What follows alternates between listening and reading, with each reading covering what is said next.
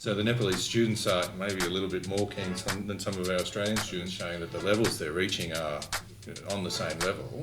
The students, and if they do or when they do come across Australia, they are a wanted commodity because they understand the quality of the training at Gate College. I want to talk about the education back at Australia and like you get a free haircut, I guess. Yeah. If you're smart enough and if you're watching somebody who is like growing the skills every day. Theory classes, Yes. but what happens, TAFE is all about practical. So they are more into skill things. okay, so since we were talking about beer of Australia and Nepal, so I want to talk about the education back at Australia and the education that we give here in Nepal through TAFE. So what's your say about education, whole cookery, commercial cookery 3 in Nepal? How do you see Nepalese people taking it? How do you see the trainers train the Nepalese people here? So what's your observation on that? Yeah, great question. And what I've noticed over the years and continue to notice is the quality improvement in the teachers, the resources, the ingredients, the facilities and the equipment, but also the students in their application towards their study, in their pathways to where they want to go. So it's only becoming bigger and better. So that's congratulations to the course, the way the course is run, the way it's marketed, and to the students that come and participate within the course. They have a goal, and they want to achieve that qualification. Chef, you totally agree from what you see? Yeah, absolutely, Chef, absolutely. Like even the pictures of being into the hospitality, it has changed these days. And I guess more than me, Upain Chef have already been instructor for TAFE like a couple of years ahead than me. So yes, as per my view, yes, people have changed their perspective for the education system in hospitality as well. Like they don't think hospitality is that bad. It used to be in our ages. Like I don't want to sound like really old, but then, yes, it is. It has changed in Nepal as well. Like I guess he knows better than me in this topic. Well, actually, what I want to say is like whatever I've learned in Australia. Because actually, I went there to do my master professional accounting, but I ain't become a chef. Now I'm a professional chef, as you can see over here at Gate College, and it's been like almost 7 years I'm over here. So what I find is like TAFE is totally different. Even I got an opportunity to study in Australia. TAFE, how it's different is like it's all about a skill thing. So normally when we go to uni like university, whatever, they are more into like theory classes. Yes. But what happens, TAFE is all about practical. So they are more into skill things. So that's how they in skill things means they are more used to be in the kitchen, and they have more hands in the kitchen. So they are easy to fit in the kitchen. I think so. They are ready for the kitchen, for the industry. That's what I think. Absolutely. And the one thing it does, it brings a standard and an industry standard, and what is being delivered here, at Gate, and the standard that the students obtain and come away with and use, whether it's here in their local, hotels or resorts, and they come back to Australia or go overseas. It's a standard that's recognised, nationally and also internationally as well. Yeah, I mean, just my very little experience here in the last couple of days, watching the assessments for the last batches of students, the skill levels are comparable to everyone that we've got coming across in Australia. So it's a credit to the teachers here that are bringing them up to the level. And I was lucky to run a little class yesterday for the new batch coming through. And the best part I enjoyed about that was how keen the students are. So the Nepalese students are maybe a little bit more keen than some of our Australian students, but they were just ready to take in the information, and they were, so respectful and lovely in class.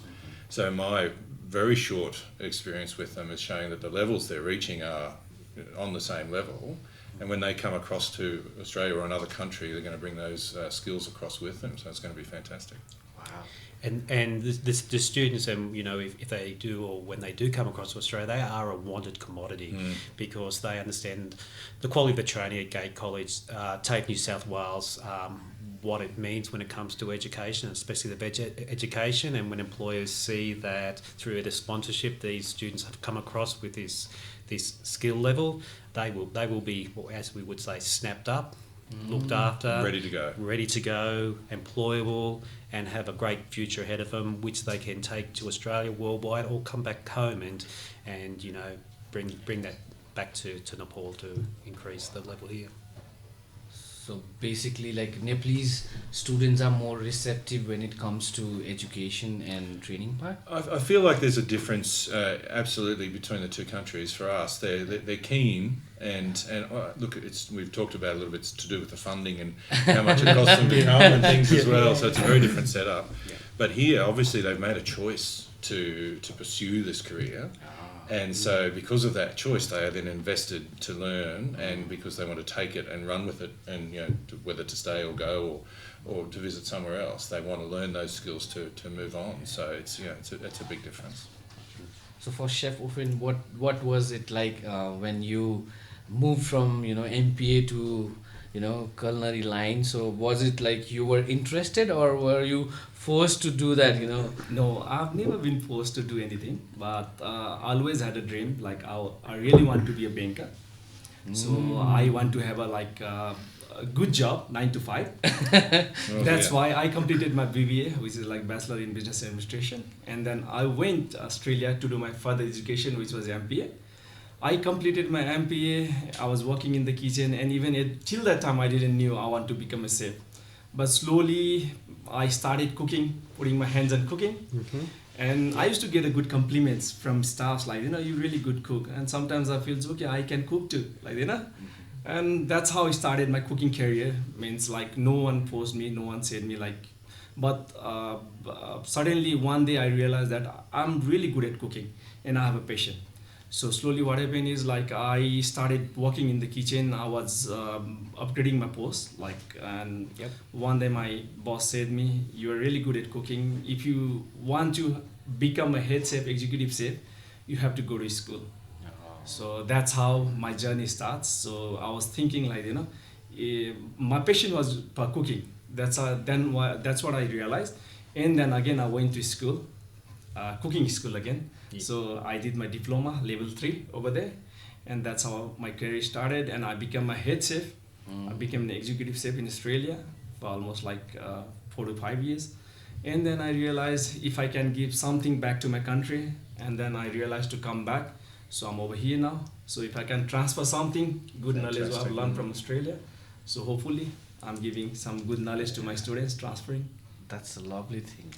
Well, I might disagree with his little bit of thing. Like, he said, nobody forced me, but I guess that's the story of most of the student who goes abroad, mostly in Australia, because they have to get into a bit like they normally don't have any skills with them while reaching up in Australia, and then what they do is, like, they start up with something really low key, in which they don't need a lot of skills, and like kitchen hand, or dishwashers, and they start up build up their career from there. So I did the same thing. I was there for professional accounting. I also had another professional. A lot of financial things going on. I also wanted to be a manager or like a bank or something. So, but I started my career as a survival. So that's I true. had to survive. That's true. And sometimes that's a great way of learning. It's like how I learned to ski. I'd never skied before. I had my first job outside when I first became a chef in the mountains, snowy mountains in New South Wales, and I was taken up to the Black Run, and they said, "See you at the bottom." Oh, that's risky. But that was okay because I learned. But that's how you learn. You learn from in industry. We learn on the job, and we learn from the bottom. So we have to come in at that introduction level and work. I would say the same story as he said. Like, you know, for the survival, what happened is, my friend, I contacted him. He went. We used to study together, BBA, and he went before me, and I asked him, like, what type of job can I get over there? He said me, bring black pant and white black t-shirt. I said, okay, I'm gonna get one.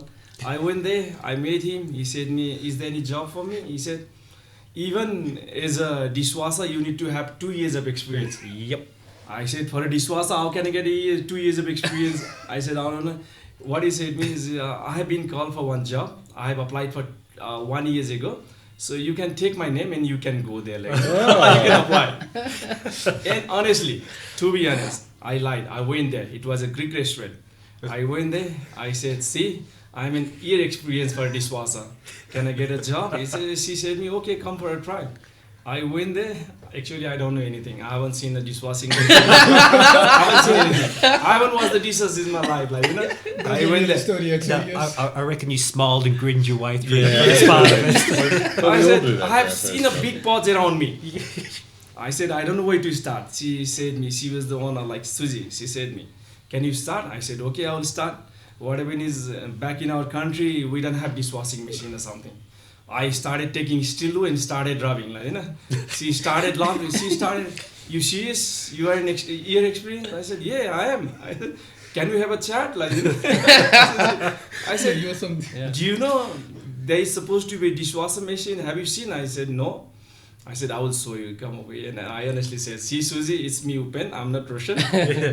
I'm not this guy. So I don't have any experience. It's been only a week just to find a job. I just got the resume of my friend and I said, I'm Russian, like, you know. So that's how my journey started, like, you know. And you wanted to be a banker. Yeah. But it's funny. I mean, the story's the same. I'm the same. I was studying Bachelor in Business Management Science. Oh, yeah. Walked past a hotel every day, thought that would be a good place to get a job, and I just arrived there every day until they hired me, and that's how I started working in hospitality. Finished my degree, stayed in hospitality. And Just to add up on the story, I was a banker. Yeah. He was the real Oh, banker. banker once. seems to be a Nepalese thing. I was a banker once, Yeah. and then my whole scenario, like I wanted to be a hotelier since there were a few family members of mine who were hoteliers, and I really admired the lifestyle they had because, you know, every day wearing some nice clothes, you know, going, you know, every day up for the thing. And I used to be like, okay, I want to be the guy someday. And then slowly my family built that pressure on, no, you cannot be hotelier. If you want to be a hotelier, you can, you know, do it after some time. And you know, it was like something made very easy kind of thing, right? It's a very easy thing. You can go after you pursue your XYZ career. And then slowly I started on the journey of, you know, becoming somebody who I didn't want it to become. So my last job before getting into the hospitality education was a banker. And one fine day I realized this bank is paying me. Okay, good, I get a money. But I couldn't sleep, you know, like happiness was not there. So I decided I'll leave that job. Now I don't want to be a student. Let's get into education of hospitality where I could, you know, transfer the skills of sales and then, you know, do the public speaking thing. So I left the banking thing and came into the Well, hospitality. there we go. We've all fallen in it. Yeah, and I think you mentioned on a key word there is transferable skills.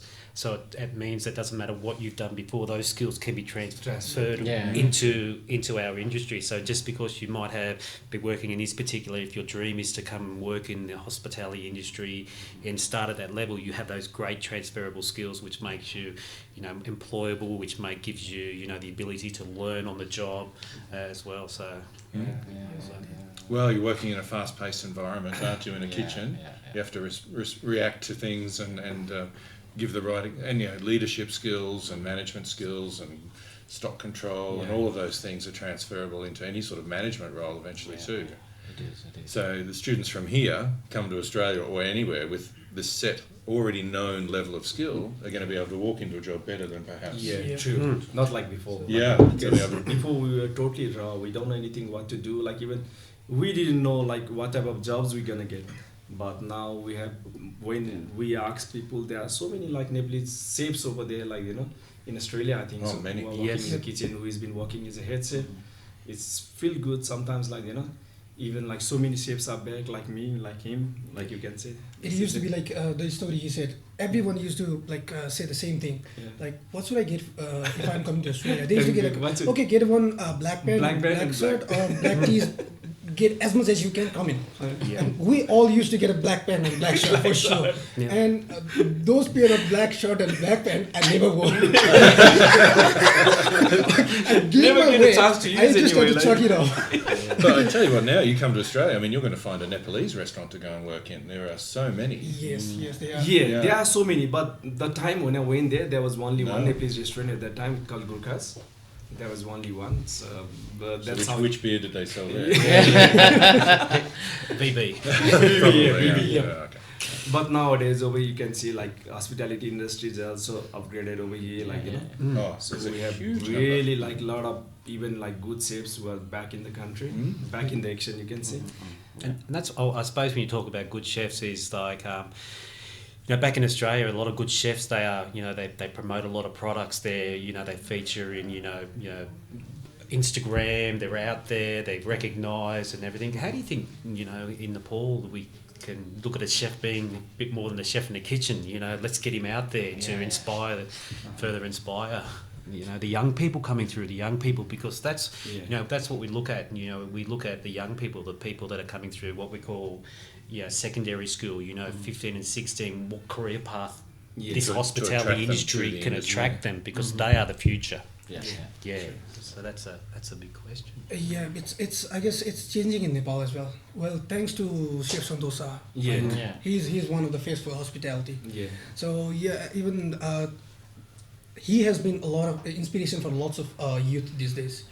So they want to become a chef right now because they have seen the being a chef being a celebrity. Because back in the days, people didn't even know what, like chef was just a cook. Yeah. Yeah. There was Yeah, no yeah. we So not Yeah. we came to know No that chef respect. were a manager, but chef are a manager. They are not just a cook.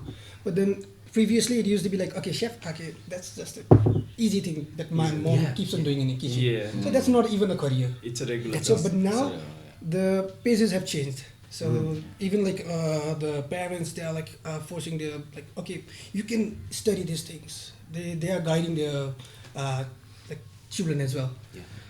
The scenario is changing, I guess. Yeah. I think so. In the same context, recently we had one small discussion with one of the parent who wanted to admit his daughter in TAFE. So he runs a small a motel in highway, and he asked me, my daughter wants to be a chef, and am I doing justice just by allowing her to pursue her dreams? So I said, why aren't you thinking in such a manner that you are doing a justice to somebody's dream, your daughter's dream to become a chef? Because right at the age of 16 or 18, she has realized that she has a passion for being a chef. And if she does that early, she will have more experience in the line of kitchen, and she Absolutely. will be good with the all the industrial aspect. And I gave him one more example, like if your daughter wanted to be a chef, and if you force her to become, or let's say study bachelor's degree, what will happen? 4 years or 3 years of bachelor's she will study, and at the end she's gonna look back and say, shit, what did I do? Because I wanted to be a chef. Yeah. So now people have, like, the youths have also realized that if I have to become a chef, I have to find a way which leads me to the kitchen rather than giving me all the holistic picture of hospitality industry. So the bachelor's programs are for those people who want to become general manager or want to open the hotels. So for chefs, if they really want to be chef, they have to opt in pathway. So I think TAFE has done that really good for Nepalese people. Now if they want to be chef, we have commercial cookery 3, and then students get enrolled, and then they move on the line of kitchen, and they become the chef what they are aspiring to become. Well, I think the best managers and the best people to run big business are the people who know how it starts and how it begins from the very bottom. So that's the thing with the Cert 3, and TAFE is about trade skills. So TAFE in Australia is across all of the trades. So things like carpentry, metalwork, cookery, hair and beauty even, but we look at hospitality and cookery, and it's about teaching them the practical skills so they can master that and work in at the ground level. And then, of course, the idea is if they become good and they love that industry and they fall into it, then they can go on to further study. Then they work in industry for a couple of years, get the skills, learn how to manage and do of those things. And then they can either study to advance themselves to become the people who open and own the hotels. Or they can, through TAFE, we can do a process called recognised prior learning too. So if they're working in the industry for a couple of years and have gained the skills in management, then they can come to TAFE and through a process where we interview and talk to their employers, and we can recognise, yes, you have those skills, so you can get signed off in those units. It's a big process, but it's very doable, and it means that they've then got that basis to build up and to become whatever they want to become, but they've already mastered the skills on the way there. So far in Nepal, how many people we have done the RPL thing? How many?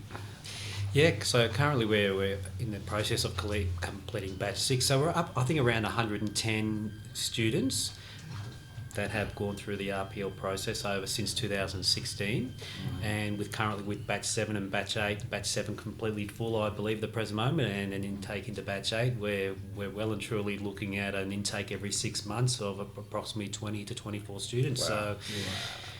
So and going back to what Andrew was talking about, the RPL, is that one thing that we do notice in Australia is that when people advertise for positions, what they want to look for is somebody that has been either trade recognised or has obtained a Certificate 3 in formal training. So in other words, they've been to something like TAFE. Because they know the way to TAFE systems, they know what they've learned. Okay, so that plus industry experience makes them extremely employable. So that's what our students get here. They get that formal training. Okay, so they have that skill and they have that knowledge with that industry experience to be successful. To slot straight into a team. That's what I've seen. Like if you got a TAFE certificates and you were looking for a job, they easily trust you. That's what I believe.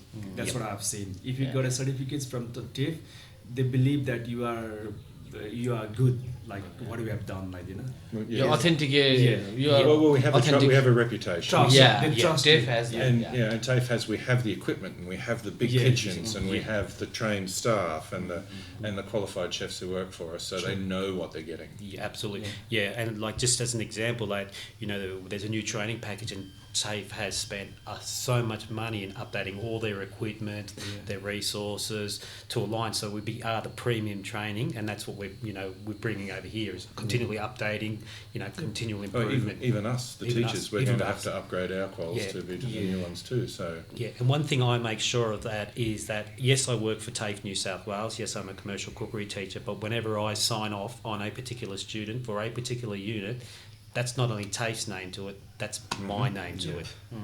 And my name because that's back in its industry. So if that is a local student and they've come through and something goes wrong in the workplace, it comes back to... We'll have chefs ring us. Ring me. That comes back, before it comes back to TAFE, it comes back to me. So we want to make sure that standard is met and continued.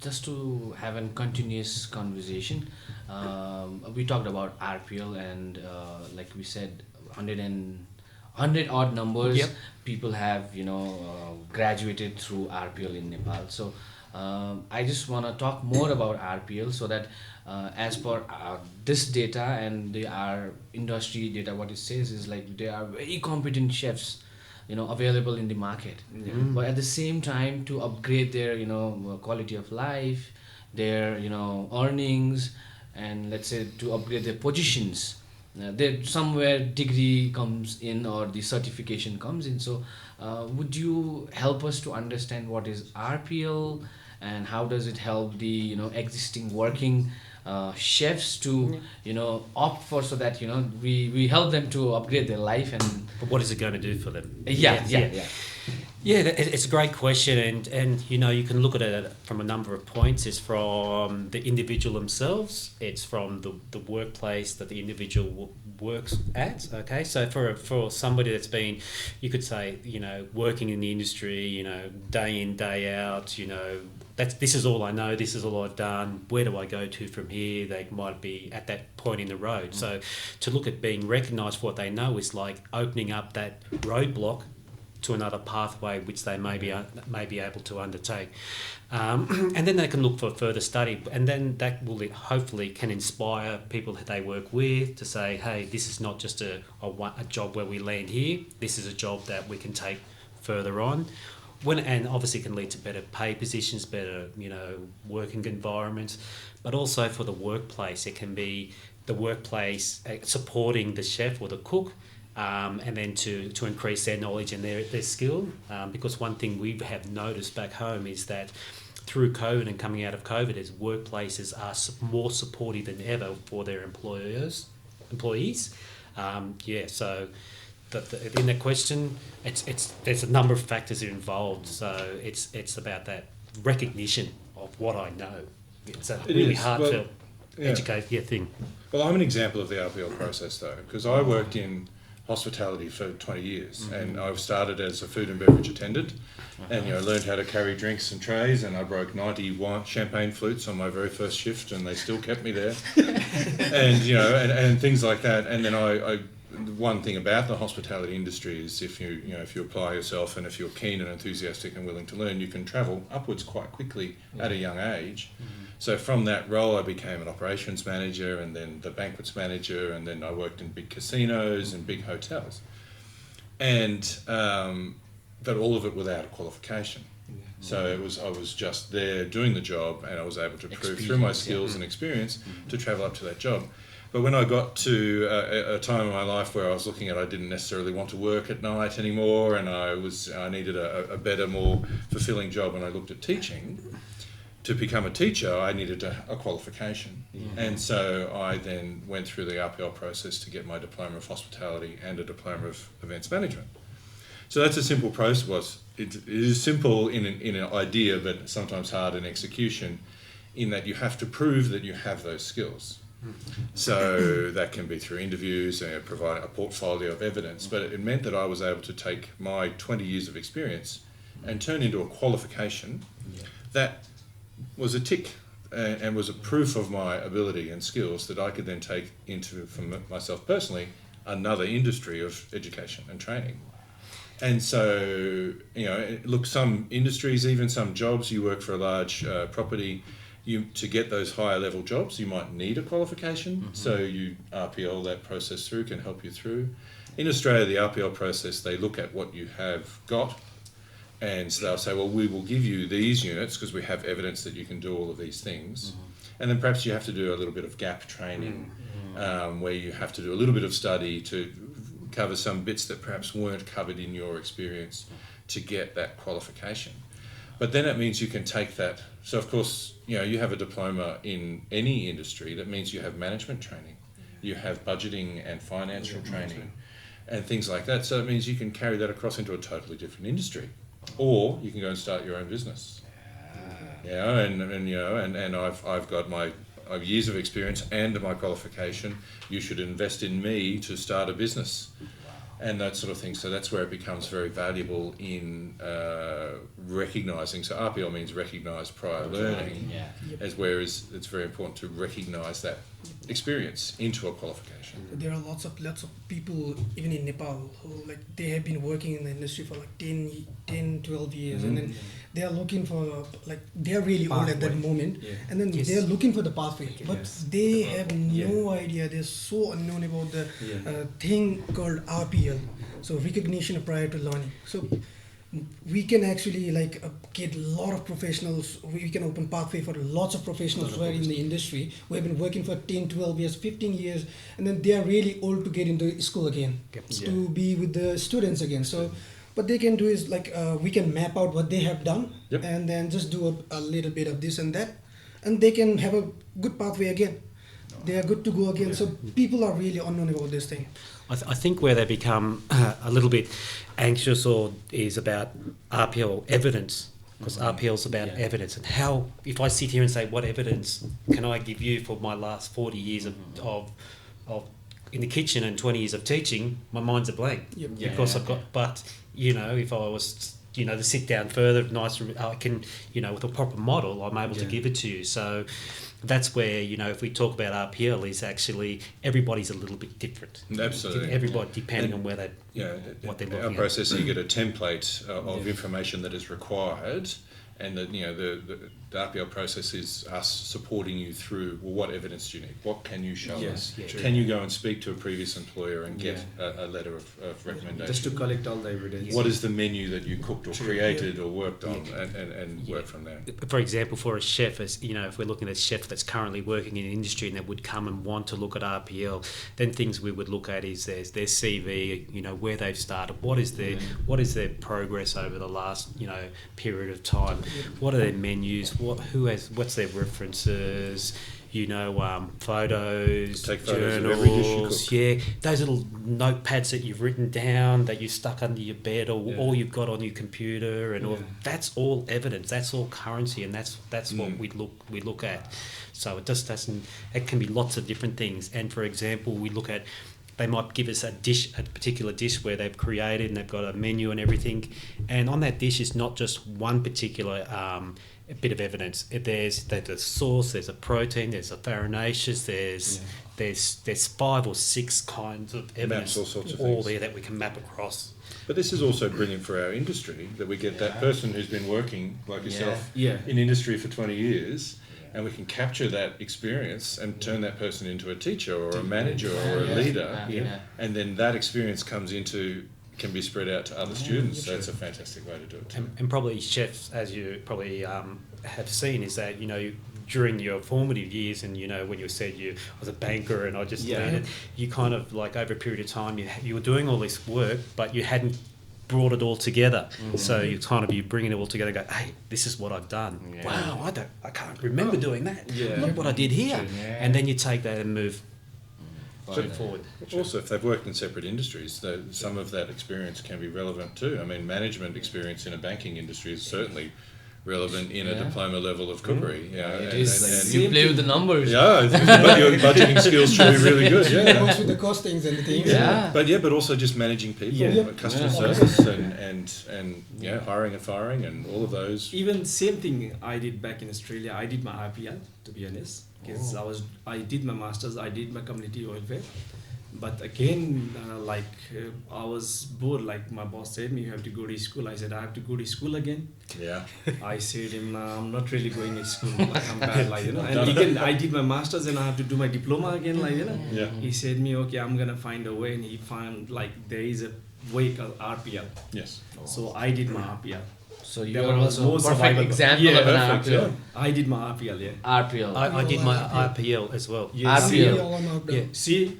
1, 2, 3, 4 But RPL. you did cookery so- as a course. Yeah, so my the way my pathway went is I did an apprenticeship in Australia where I was indentured to a workplace, and the workplace released me to study at TAFE, and then through the what I did in my workplace at TAFE come together, I received my trade papers and indentureship, so I was a trade certified certificate 3. Then I worked through hotels, resorts, etc. Then I bought my own restaurant, and I worked my own restaurant with my wife for 20 years. And in that process, then I was able to secure a job at TAFE as a teacher. So then we had to do our teaching course as well. But then we had to update our quals. So part of updating my qual, I kept my certificate 3 in commercial cookery, but I updated it to a diploma of hospitality. And because I had worked in my business where we did all those managing units, rostering, everything, that what I did in my workplace enabled me to RPL. So that's why a lot of chefs out here are doing that in the workplace for the RPL. So that's the process. Any It's a genuine classic- person who has a work experience can demonstrate the evidence of doing it. Can be a part of RPL, right? Yeah, and that's pardon me. That is the skill, though. You have to demonstrate that evidence. And to look at that, they've worked in places that have had the scope when it comes to particular units. So that's where the RPL. If you've only worked in a very small in Australia, like a fish and chip shop, it's going to be difficult to demonstrate you have the ability to run a large place, and that sort of skill. So it is about where you are and what you're doing, but then that's what that gap training is. It's all about so if you run a small place, you get so much, and then you just have to do this last little bit as studies to So finish. it's totally what you are made of, Yes. and what are you going to be Yeah. next made of. That's Yeah. it. So That's everybody's different. I think this should be a news in Nepal. Oh. True. Yeah, it should be actually. Yeah, because we have a lot of people with a lot of energy. They're finding a way. different- Yeah. And they're finding a way, like you said, Yeah. 100. I think thousands of people in Nepal are not aware of RPL. Yeah, but imagine that now somebody that without a qualification who's doing a great job, and has a very successful place, comes and gets RPL. Imagine the promotion it'll do for their Oh, business, for yeah. their True. staff as well. Yeah. They now not only become the chef that sits in that kitchen only, but they now become a chef that comes out of the kitchen and becomes more of a face of the industry. They are just confined because they don't have they are not certified. Yes, So once they are certified, they can like imagine going like. they grow. Beyond. Well, that's Oh, right. It so will much. open their scope, Yes. open their ideas. Well, this concept should be really promoted in Nepal actually, regarding the professional stuff inside the kitchen. I think so, and we have to do it. I think you're the next person who's going to speak loud because you are also an RPL. Yeah. So, We all are. Yeah, we all so are. now I know who to catch now. And from my perspective, and seeing the RPL candidates and seeing the pathways that we take, and for example Chef Nish and Chef Upendra, and having that RPL process, and actually seeing what skill set they have and have continued to And develop, what we did. and what they did, Yeah. it speaks volumes for Yeah. where it can take people. So we should plan. Yeah, actually, Yes, that's that what I should be a said. plan. Like sometimes, if you have a current job, you don't have to go to uni. Like it's all about the evidence, and they will find the gaps. Like we will find the gap as a teacher. What the gap is, like we can say, okay, these are the units you can do over here. That's gonna be complete maybe in a month, maybe a couple of months, maybe Depends how months. many you Yeah. have I to was do. just- So I was TAFE even- and GATE is going to revolutionize the industry. I We, think. we shall start planning straight away. Yeah, I think it's a very good initiative, and a lot of Nepalese people will be benefited. I think. Yeah. And I think for it to work the way to plan ahead is that because we've run this course so successfully and we've understand the RPL process with this course, then we can take that further into industry in Nepal. Yeah, so And we also know the trust. Yeah, the can trust. do it. Yeah. So whole industry will be reinforced with the good human capital, so that our Nepalese industry also flourish in a better way. Though we doing fine, but with the all people who have we identify the gap, and then when they go again back to the industry, I think they will give back more. I think to the industry. And don't forget how happy they're going to be, and how being certified and being Yes. told that you are qualified Yeah. is an affirming thing for you, Proud thing. and it will just Yeah. your belief in yourself Yeah. is that Yeah. much more. So perhaps you can go, well, maybe I can do something. Yes. And also remember that currently we're only talking about hospitality. Yeah. How they can be.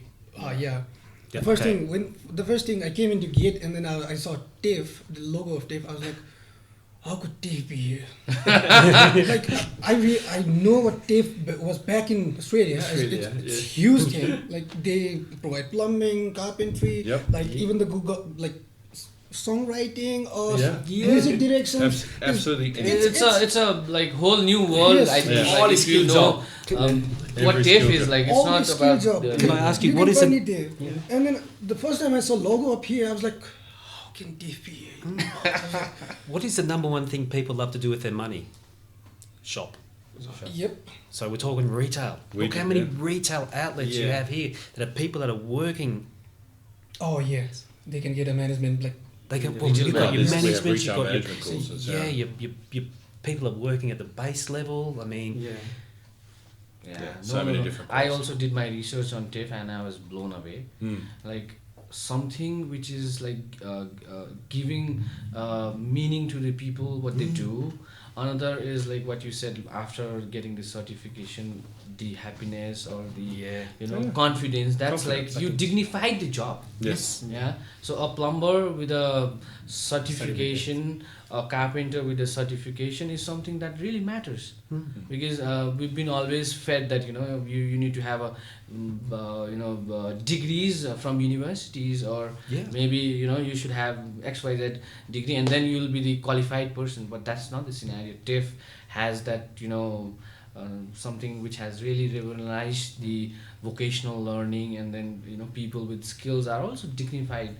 I think more than us, there would be a certified plumbing Yeah. guy earning more than us. I think. Oh, yeah, I absolutely. know back in Australia, electricians are paid well. So that's Then someone in the We call them Sparkies. They do really well. And if And the plumbers, yeah. if I was to do my apprenticeship again, I shouldn't say this, but I wouldn't be a chef. I'd be a plumber. So much money in plumbing. Yeah. Mind you, have to handle some fairly Yeah. ordinary Yeah, stuff, yeah, but yeah, it's a but- good job. It's, so If much you're fun. dignified, what's harm in doing what you do? Yes, That's exactly exactly right.